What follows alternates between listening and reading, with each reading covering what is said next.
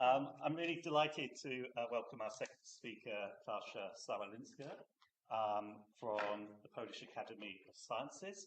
I've actually probably known Katarzyna longest of the speakers, because I think 20 years ago you came into my office at Cambridge University when she was doing her Master's in Development Studies. I think you're doing a dissertation on the Common Agricultural Policy. Exactly. I was trying to think last night what it was we discussed that day. But then Kasia went on to do a PhD, and our paths met again through the European Association of Agricultural Economists when we were both on the board. So I'm delighted when she said she was going to come out and visit. And Kasia's, I guess, kind of partly redirected her research in the last few years. Most of her early work was on general equilibrium modelling. But more recently, she's become much more engaged and thinking about the issue around resilience of agricultural systems and has been involved in a number of European projects on that area. So we're really pleased to welcome Kasia today and hear about what's going on in Europe in terms of thinking about resilient agriculture. I'll do this. Thank you, Alan. Yes. Please open. So thank you for having me here. I'm very honored and grateful to Alan, and all my workmates are envy me at the moment. So, yeah. Is it the one? Okay. Yeah. So I will present academic perspective on resilience, and I will go beyond climate resilience. That's why the brackets. So as an academic person, I like to define things and show the points of departure. So having common understanding and then some overview and topics for discussion. So a few words about myself. I'm coming from the institution called Polish Academy of Sciences, which is research-based institution, public entity, but financed by higher Ministry of Education. So it's independent from agricultural ministry. We are quite small, around 50 researchers. I'm myself economist, but we are actually geographers, demographers, sociologists. So I'm not anymore so narrow-minded as an economist. And we, of course, work with ministry. We do evaluations. We do strategic planning. We participate in research to support government and European Commission. I'm a head of a little department which is doing lots of work with policy, basically. So my understanding of resilience comes from various projects that I'm leading Polish team. So far, the 6 Horizon projects that we carried on. So the main one is Shore Farm. So it's about resilience of EU farming systems. I will be mainly drawing on this project today. But all other projects are interrelated. We just finished a project on low input farming and ecosystem-based farming called LIFT. We also did projects on fostering linkages between trade and sustainable development, Trade for SD project. Currently, we are building business models for health soil, and this is soil values project. Also, we focus on monitoring of biodiversity and agrobiodiversity, which is biomonitor for CAP projects. Those 2 are still going on and will last 2 more years. And BAT model also just completed project on modeling agro-food trade policy, taking into account more and more details, like, for example, geographic indications and other details. But today we talk about resilience. So what is it and what is it not? So resilience became like a bit confusing word, because this is used in so many contexts, and it has so many adjectives like development resilience, agricultural resilience, economic resilience, and so on. And this embedded in many disciplines. It comes from natural sciences, but it's also in engineering. You have resilience. It's also in agriculture. So there became a confusion, and also some people started using it as a buzzword. It's kind of up to date to use this word. Some were using this interchangeably with other words, which was even more confusing. Also, some people asked questions whether isn't it not the same as risk management before? We just use now the word resilience. Even OECD studies were on risk management long time, and now there is resilience. So how all these notions refer to each other? The confusion and questions how to support it started growing up, and in Horizon 2020 there was a call finally from European Commission to actually grant a project which would clarify these things, which would set up some framework, how to analyze, how to measure the resilience, and make an order in all this. And there was €5 million project, and this is the shore farm which we won. I was a leader of Polish team, but the consortium was very large. It was led by Wageningen University and covered 11 case studies all over Europe and many types of agriculture and focusing on farming systems. So we started from the very easy point of departure. Like all definitions of resilience have kind of three characteristics. So if we talk about resilience, it's kind of ability to overcome some adversity. Of course, what is adversity? It very much differs. In engineering, it's lack of maybe electricity, and in agriculture, it can be climate change, right? So the idea is that there is some shock. The shock depends on the field that we are analyzing. So climate change in agriculture, for example. Then there is some downscaling in the operation of the system, and then there is bouncing back or beyond or below, and then we say whether it's resilience is if we can go beyond the initial point, and if we don't, we show kind of vulnerability. So adversity should be considered the way of overcoming it and finding new stability, yes, like new point, new equilibrium. So even from this very simple and very general, very universal, let's say, definition, we see what resilience is not, and is quite many times confusing.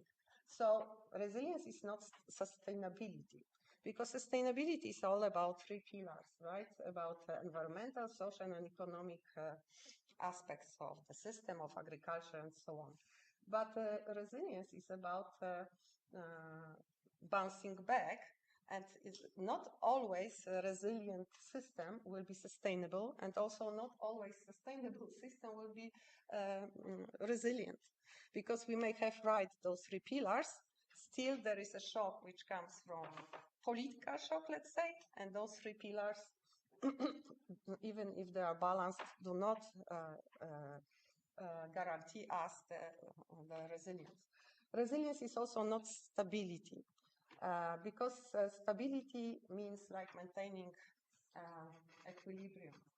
So resilience is like finding new equilibrium after some adversity. Resilience is also not resistance, because resistance is not to be moved after the shock, while resilience is to react to shock, and it's dynamic, it changes. And also resilience is not always the adversity, the other side of vulnerability, because Sometimes we can be resilient to like have economic resilience, but be vulnerable in environment and so on.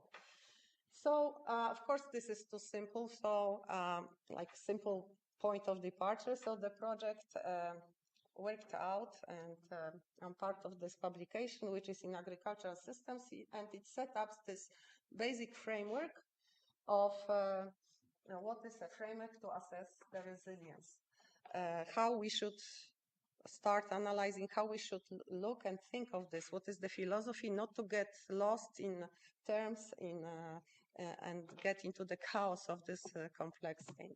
So basically, what matters in this framework is the basic framework is actually this. I added later on, like working further to more notions, but it's very important of what resilience of what, because resilience of farmer is different from resilience of farming system.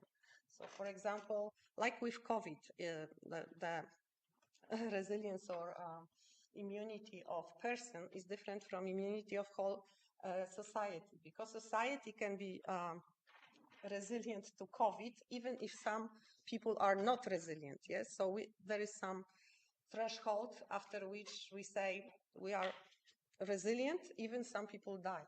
But at the from the point of view of single person, is resilient or not, whether dies or not. So the same with resilience. Farming system resilience does not mean that every farm is resilient, but at point of view of single farm, you are resilient or not. So it matters of resilience of what? Then resilience to what? Because the changes, disadvantages can be many. We talked today about climate, but of course we cannot isolate from other changes which may be at the same time. Resilience for what purpose? Yes, this is something maybe not obvious, but we want to be resilient and or have land use resilience. Like for what? What is our goal? I mean, so this is also have to be specified which functions we want to maintain, public and private. And resilience capacities means like how this resilience can be manifested. Is it by robustness? Is like withstanding, adaptability is like we adapt to the shocks or we transform our activities. I will talk about this later a bit. And what enhances resilience? We believe that there are certain attributes which enhance the resilience. I put two more questions when measured, because it's very important whether we talk about resilience now before something happens. So we kind of try to analyze our potential to be resilient, or we really had some adverse shock and we look back. So we look how our resilience revealed. So again, like with COVID a bit, like we have an old person and we have a marathon runner, and we think marathon runner is going to be better prepared for COVID, more resilient, right? And then the COVID comes, and the old person survives, and the marathon runner dies. So we had some potential, and probably we had only some notions of resilience, but at the end, the revealed resilience is different than what we potentially assumed, and a bit the same with resilience in agriculture. And resilience, like if we exactly in potential resilience, we look at the changes in capacity. So what capacities we have, like how much we can withstand, how much we are adaptable, or how much we can change our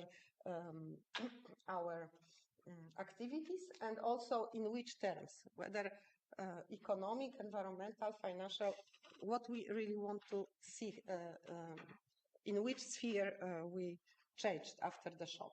So now we can position our topic today like this climate resilience of land use. So resilience of what we are talking about land use, right? Climate resilience means we think only about climate as a shock, as this adversity. And resilience for what purpose? Yeah, this is the question, what we actually want to achieve. I mean, to maintain which functions of this land use, both public and private. Then what resilience capacities? Is it enough that the robustness is achieved in a sense that we withstand the situation as it is, or we want support adaptation, transformation, and a new resilience capacity is also anticipation. Because if we increase anticipation capabilities, we also may be more resilient. And of course, which attributes enhance climate resilience, and also whether we want to look at now or we want to analyze previous situation and learn from that, and also like measurement, because if we talk about climate resilience, we mean resilience to climate change. But do we want to know economic consequences of climate change? Do we want to know social consequences of the climate change or environmental? Maybe all kind of spheres of this change. So climate resilience means only that we talk about climate challenge, but we can measure the impact in economic, social, environmental, political, all kind of aspects. So this a bit makes order. So now I can more like talk a bit how it's go a bit into more details. So this the most of the research on resilience in agriculture and agricultural systems and are about so-called resilience capacities, so that resilience can be manifested as whether we like withstanding the situation. So turtle is a resilient animal in terms of robustness, or we can adapt as a chameleon. We can adapt as chameleon, so changing, according to the situation, or we can transform as a caterpillar into a butterfly. So this is another like notion, capability of resilience. And the last one recently mentioned in literature is anticipation. So apart from those three, we can also be better prepared before, like anticipate, be more forward-looking, learn more from the past, and so on. So we tried to, in this Sure Farm project, we're very ambitious and tried to see at this measuring resilience by these capacities in this case study regions. And the general, this was like self-perceived, so this was qualitative studies. But we found out that the most of the cases is this resilience understood as robustness. So kind of have buffer resources, withstand the situations, and much fewer cases are based on adaptability and only a few on transformability. So it seems that this resilience, the easiest way of supporting and being resilient is robustness, but it's not the ideal one. We want more be adaptable, transformable, and predictable. Here is, I think, interesting study for those who want specifically climate resilience studies. This is my colleague Gordana Manewska-Czesewska scoping exercise of the many studies with results on how to support these capacities in climate resilience framework. So for anticipation, the policy advice is like support this forecasting models, disseminate knowledge, communicate climate projections, and so on.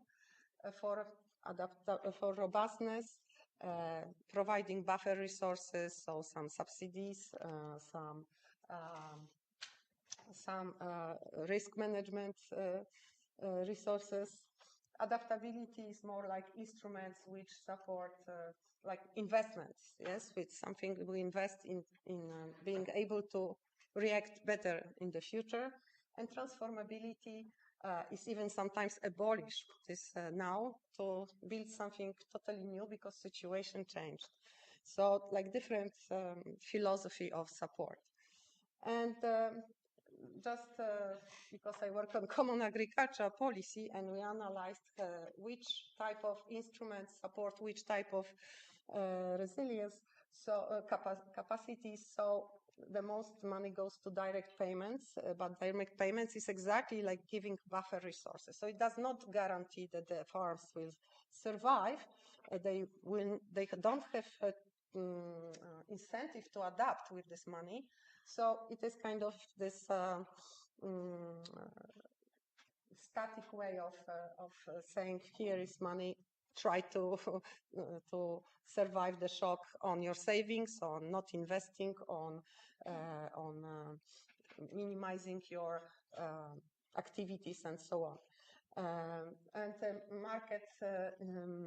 market interventions and crisis reserves, support for insurance and so on. So these are all kind of not very actively stimulating instruments, but the most money goes there. So we can say policy supports robustness part of resilience. Adaptability started growing up in terms of agri-environmental programs because then farmers can really invest in some machines, tools, and solutions which really help them to react quickly for the future changes. Lidl program because there are like people with initiatives and so on. So this is like adaptability. Transformability is like finding some niche and new products, new ways of practice, so organic farming and European Innovation Partnership. But for this is the little money. So you can see how the support for common agricultural policy changed. And this rural development, which gives money for investment, is growing a bit in terms of structure. So I think we can roughly say that common agricultural policy comes from most of the time supporting robustness, but now more going into adaptability. I think it's quite far away from transformability, yeah. And maybe some exposed approaches. I don't want to go into details, but what I wanted to say is that we can look at capacities, how much we are robust, adaptable, and so on, what are our skills. But when we have a shock, then we analyze what happened. So we look back, it's more dynamic analysis, and there are models, there are indicators, some studies. And I, in my ambition, wanted to combine before and after. I have some paper, but so I thought that we can combine it in the sense that first we can see what are our capacities, and then we can measure them. For example, if we want economic resilience with economic term, like total factor productivity, and then combine. So it's a bit like exercise, like making checkup before COVID and then make checkup after COVID. So, and combine whether the potential was really revealed. But this is the beginning, so this is the results, but I don't think it's time to explain. And at the end, last thing is who enables and how enables the resilience, because in common agricultural policy is very much oriented on giving money and on like farmers, but actually in our research in Shore Farm we showed that there are actually many actors who can enable resilience in very many ways. Of course, I don't expect you to figure out all these dots, but these are the countries and these are the actors, and obviously this is very context specific, which actors how can play. But if we go in more details, this is just showing how these capacities like robustness, adaptability, transformability is supported by certain attributes, which some of them are farmers' attributes, like reasonable profitable means that farmers and farm workers can